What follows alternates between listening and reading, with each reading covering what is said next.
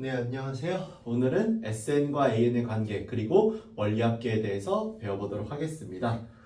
우선 첫 번째로 SN과 AN의 관계를 볼 거예요. 이거는 다른 말로 수열의 합과 일반항 사이의 관계라고도 합니다. 어떤 수열 AN에 대하여 SN이라고 하는 수열의 합이 첫째 항부터 제 n항까지의 합이다라고 이렇게 정의가 되어 있는 상태예요. 그때 반드시 성립하는 공식 중 하나로 AN이라는 수열의 일반항은 SN, n번째 항까지의 합에서 n-1번째 항까지의 합을 빼는 것으로 구할 수 있다라는 겁니다. 물론 당연히 n이 2보다 크거나 같을 때에만 성립을 해요. 이유가 뭐냐면은 이 이유가 S0가 정의되어 있지 않기 때문에 n이 1부터라고 해버리면 여기 있는 여기 이거 있죠. n에 1이 들어가면 S0가 나와버려서 얘가 정의되지 않은 값이라서 일단 이 계산이 불가능해서 n이 2부터 출발한다는 거예요. 그러면은 A2, A3, A4, A5 이렇게 제2항부터 제 n항까지는 구할 수 있어도 첫째 항을 구할 수가 없잖아요. 그래서 첫째 항을 따로 정리해줍니다. 뭘로? S1으로. 그래서 이게 마치 무슨 느낌이냐면은 우리가 A1, A2, A3 이런 식으로 나가는 이 일반적인 수열 있잖아요. 이 수열을 이렇게 정의할 수 있다는 뜻이에요. 맨 첫 번째 항을 S1, 두 번째 항을 S2 빼기 S1, 세 번째 항을 S3 빼기 S2 이런 식으로 해서 n번째 항이 Sn 빼기 Sn-1 이런 식으로 정의할 수 있다라는 것을 보여주는 게 SN과 AN의 관계라는 개념이에요. 그래서 다시 한번 강조합니다. A1부터 AN까지의 이 수열의 나열을 이렇게 S1, S2 빼기 S1, S3 빼기 S2 이런 식으로 표현할 수 있다라는 것이 SN과 AN의 관계더라라는 겁니다.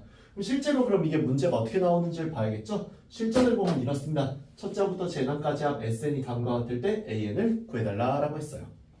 그러면은 우선 첫 번째 SN이 n제곱 빼기 2n이다. 나 그때 AN 구하고 싶다. 라고 하면은 여기 있는 공식 바로 적용합니다. 바로 적용하면 어떻게 되느냐? SN이 이렇게 나와 있으니까 AN이라는 식은 SN 빼기 SN-1입니다. n이 2보다 크거나 같을 때를 기준으로요.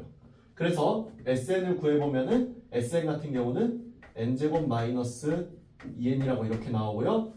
빼기 Sn-1은 여기 n-1을 집어넣은 n-1의 제곱 마이너스 2 n-1이다 이렇게 나오게 되거든요. 이 계산 조금만 빨리 하면은 이게 이렇게 돼요. 어떻게 되느냐? 여기에서 요거 계산 조금만 빨리 할게요. 2n-3이라고 이렇게 나오게 될 거예요. 요거 계산 좀 빨리 한 거예요.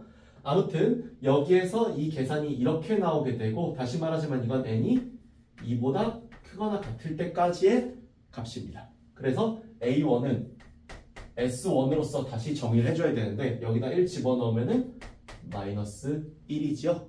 그러면 여기에서 A1이 마이너스 1이라고 나와 있고 여기 AN이 n에다 1 집어넣어도 마이너스 1이 나오는데 라는 걸 확인할 수 있어요. 우리가 아까 전에 여기 있는 요 식이 n이 2보다 크거나 같다라고 정의한 이유가 뭐였어요? 여기서 S0를 정의할 수 없어서였죠. 근데 이렇게 정의되는 이 식에 여기에다가 1 집어넣어도 똑같이 마이너스 1이 나온다는 걸 확인할 수 있잖아요. 따라서 AN이라고 하는 것을 그냥 2n 빼기 3이라고 한 번에 쓰고 n이 1보다 크거나 같다라고 해도 아무런 문제가 없죠. 그래서 여기서는 이게 정답으로 나온다라는 거예요. 근데 이제 이 두 번째 예시를 보면은 결국 여기서 AN은 Sn 빼기 Sn-1인데 과정은 여기랑 똑같을 거예요. 그래서 이건 제가 미리 계산을 할게요. 2n 빼기 3이라고 나옵니다. 왜냐면 이거는 계산 과정이 중요한 게 아니라 답이 왜 이렇게 나오느냐가 중요한 거라서 이걸 계산해보면 이렇게 나옵니다. 그래서 옆에랑 식이 완전히 똑같이 나와요. 근데 A1은 S1인데 S1 여기다 1 집어넣어보면 1 나오죠. 그럼 문제가 생깁니다. 어떤 문제가 생기느냐? 제가 여기서 AN을 n이 2보다 크거나 같을 때는 이렇게 잡았었어요. 그리고 A1은 1로 잡았는데 아까처럼 여기다 1 넣었을 때 여기 마이너스 1 나오는데 여긴 1 나와서 A1이 여기다가 1 집어넣었을 때랑 여기는 A1 자체의 값이 완전히 똑같이 성립하지 않아요.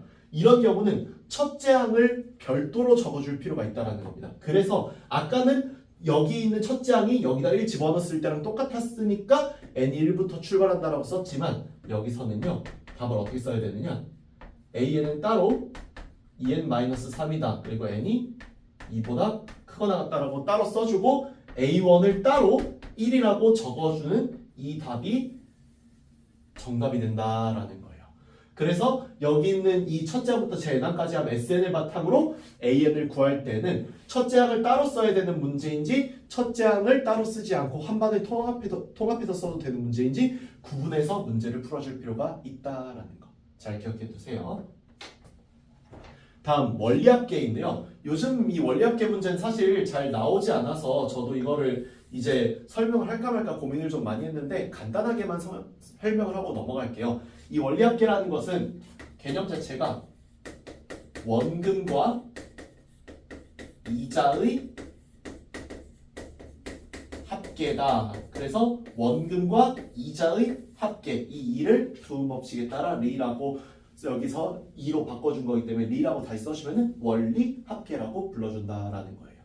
그럼 이거는 이제 어떤 상황이냐? 매달 또는 매년 그때마다 A1씩 N달 또는 N년 동안 이자가 R%인 적금에 입금을 했습니다.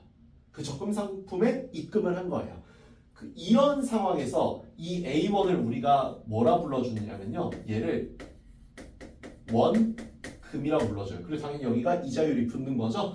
그리고 N달이라고 하는 이 기간 동안 이 R% 이자에다가 넣는데 이 원리합계는 복리로 계산하는 것을 목적으로 합니다. 이 복리라고 하는 개념은요. 이자에 이자가 한 번 더 붙는다는 개념으로서 예를 들어 제가 1,000원이 있는데 두 개가 있거든요. 달리 복리라는 개념. 달리는 1,000원에 10%의 이자를 붙이겠다라고 만약에 하잖아요. 그럼 달리는 1,000원에 10%인 100원을 매달 또는 매년마다 받는 게 단리예요. 단순이자라는 뜻이거든요. 그래서 달리는 100원, 100원, 100원 매달 또는 매년마다 계속 100원씩 받는 겁니다. 복리는 그에 반해 1,000원에 10%라고 하면은 1,000원이 1,100원이 되고 그 다음에 얘를 원금으로 쳐서 얘의 10%인 1,100원에다가 110원을 더 받는 거. 얘가 이제 여기에 10%인 110원이 이자가 되는 거예요. 이게 복리입니다.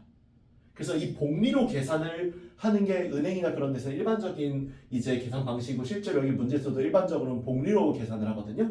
이 복리 계산을 할 때 매달 또는 매년 초에 입금하는 것과 매달 또는 매년 말에 입금하는 것의 금액이 원리합계가 달라요. 그래서 그 다른 공식을 각각 따로 외워줘야 되는데 매년 또는 매달 초에 입금하는 경우는 100분의 R 분의 A의 1 플러스 100분의 R 1 플러스 100분의 R의 N제곱 빼기 1이 원리합계로 나옵니다. 매달 또는 매년 말에 입금을 하면요. 딱 하나 차이. 요거 하나만 빼면 돼요.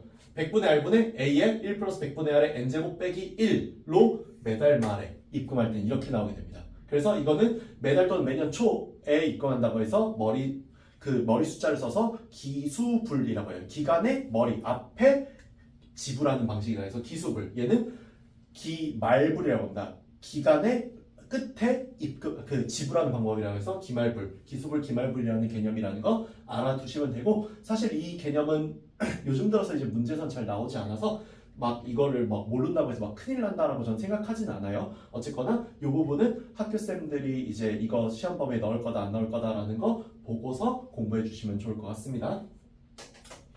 이상 여기까지 해서 SN과 AN 사이의 관계 그리고 원리합계에 대해서 배워봤고요. 다음 시간에는 수열의 합 시그마에 대해서 배워보도록 하겠습니다. 감사합니다.